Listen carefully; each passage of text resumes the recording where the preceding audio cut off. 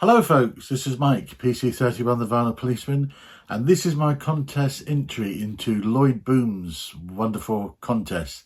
Now, Lloyd had his previous channel taken down, it was corrupted, so he's relaunched and he's up to 242 subs now, and we've got to get him to 250. We've really got to get him to 250 by the end of June actually, for selfish reasons, because the prize money for this contest is $60 so 60 so 60 US dollars, but if he reaches 250 subs by the time this is drawn, which is the 1st of July, then he's going to put it up to $100 US. So tell all your friends, colleagues, family members, subscribe to Lloyd Boom at Lloyd Boom World of Music 2. I'll obviously put that up there. Now, Lloyd is known affectionately as Mr. Hats. So even though I've got a fat head and I'm not very good at wearing hats at all, as you can see, I'm not sure how to wear hats.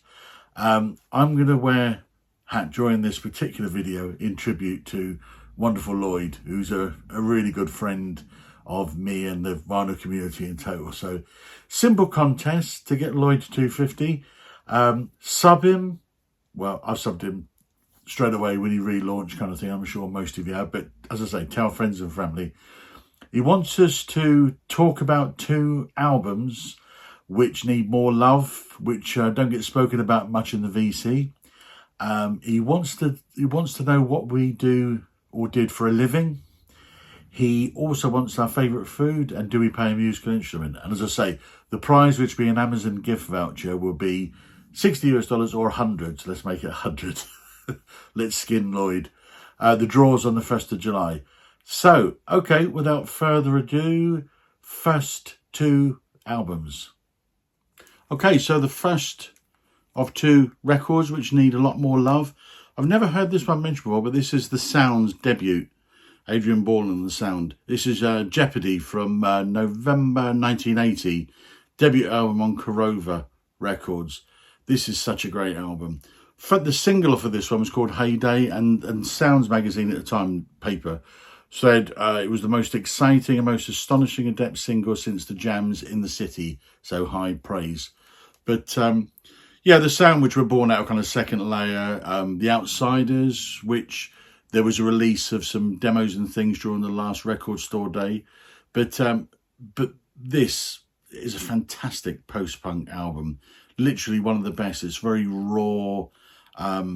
Just fantastic. Adrian Ballin at his best, in my opinion.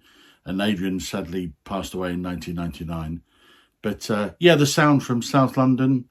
They formed in 79. And I'll say this is the debut in 1980. Great album. Great album. Okay, the next album, folks, is PJ Harvey. And it's the Hope 6 Demolition Project. Her 9th album from 2016. PJ Harvey gets quite a lot of love in the VC, but I never see this album get a lot of love. People really like Let England Shake, the one previous to this. To Bring You My Love, which Brian and Brian Robart's his favourite PJ Harvey album, and it's fantastic. But this one is quite special for me. And this was made under quite strange circumstances because it was recorded in Somerset House in London. And basically it was an art project. So they recorded it in the basement and the public could come in and watch the recording sessions. It was called Recording in Progress. And it was a 45-minute session the public could go in for each time, over and over. One-way glass, so the public could watch the sessions going on. And they recorded the whole thing. I mean, this is it was produced by Flood, John Parrish, who's a long-time collaborator with PJ Harvey and PJ Harvey herself. Mick Harvey was also involved in a lot of the recording as well. But all the instrumentation is basically by them and a few other guest musicians. But yeah, it's all about when PJ Harvey visited Washington, D.C. and she saw one of the Hope 6 projects where there was demolition of a site and I think people were moved out and new houses went up. But apparently a lot of the people couldn't afford to live in the new housing.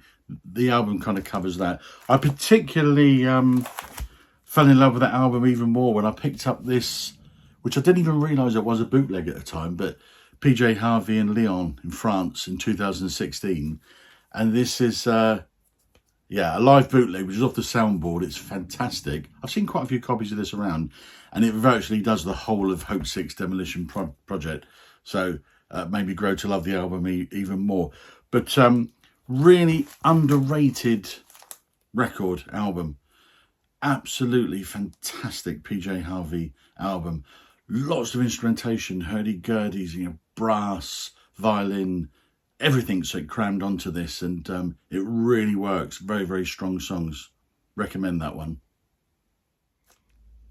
Right, Lloyd's second question is, what do you do for a living, or what did you do for a living? And I've now retired, but I used to be commercial director for an aerospace company who used to make core product was secondary cockpit instrumentation. And I used to travel all around the world, and my role was commercial director, so I was involved in all the negotiations and putting contracts together, legal side and various things. But as I say, it got me all around the world, and so it was a fantastic career, which I really enjoyed. When I actually retired from that, I then actually kind of started, I've always played in bands, but I started writing a couple of shows. And the first one I wrote and toured was an opera, kind of a folk opera, with two musicians, me being one of them, guitar vocals and a violin player, and two actors. And basically the story it was a 2-hour show which we toured around, and it was a true story about a World War I soldier who actually, I could talk for hours about this, but he actually had the opportunity to kill Adolf Hitler in World War I, and he didn't. And obviously, we all know what happened next. So the actual show was called Private Henry Tandy, VC, because he was also the most decorated soldier in the British Army. And as I say, I could talk for hours and hours about this, but we actually had a 2-hour show. We toured it around. It was very successful.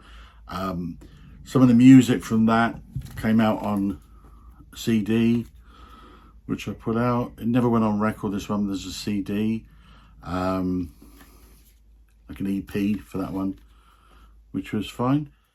Then after that, I wrote another show, not with music this time, but it was a play that I put together regarding Sherlock Holmes, and it was called Life After Sherlock. And again, we did quite an extensive tour, and it was fantastic fun. Mrs. PC31 played a ghost, but it was really, really good, Life After Sherlock. And I've got a few other things in the pipeline as well. But I've always played music. I'll come back onto that anyway. Question 3 from Lloyd, favourite food. I think my favourite food would be Italian. I absolutely love pasta, pizza, all Italian food really. I became a vegetarian when I was 21, and I know the actual date because I was at a festival. It was a WOMAD festival actually, with Peter Gabriel was top of the bill, but it was that weekend. But since then, a few years ago, I returned to fish. So I'm actually now a pescatarian. So I'm the fattest pescatarian I know. But yeah, so favourite food, Italian. And final question, number 4, which Lloyd's put to us, is do you play a musical instrument?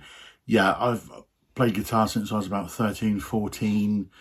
And I've got various electrics, acoustics, bouzouki, banjolalis, various things. I also play a little bit of piano. Always played in bands, and obviously in the Kinks tribute now, and another little thing as well. Made various CDs over the years. First thing I ever appeared on was this compilation album from 1983 called Spit and Finish, and 1983, and it was red vinyl, so even coloured vinyl way back in those heady days. So anyway, that's it for Lloyd. So please head on over, folks. Tell everybody. Give YouTube channels. Put your pets under YouTube channels, names and various things. But let's get Lloyd over the 250 as soon as possible, because he's a wonderful guy and he thoroughly deserves it. So, happy days.